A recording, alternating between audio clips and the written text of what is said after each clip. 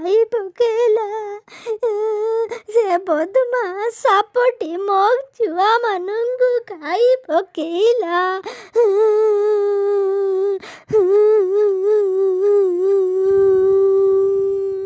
ସେହି ମା ଚଢ଼େଇକୁ କାନ୍ଦିବା ଦେଖି ସେହି ଗଛରେ ବସିଥିବା ଗୋଟିଏ ପୋକ ସେହି ମା ଚଢ଼େଇକୁ ପଚାରିଲା, ଆଲୋ ମାଉସୀ, ତୋର କ'ଣ ହେଲା ଯେ ତୁ ଏତେ କାନ୍ଦୁଛୁ? କ'ଣ ହେଲା ଲୋ ମାଉସୀ? ମତେ ଟିକେ କହରେ, କ'ଣ ହେଲା ତତେ? ଏତେ ଦୁଃଖରେ ତୁ ଏ ଗଛରେ ବସି କାନ୍ଦୁଛୁ କ'ଣ ପାଇଁ? ଆରେ ଗୋଟିଏ ଶୈତାନ ସାପଟି ମୋର ନିରୀହ ଛୁଆମାନଙ୍କୁ ଧରି ଧରି ଗୋଟିଏ ଗୋଟିଏ କରି ସବୁତକ ଖାଇ ନେଲା।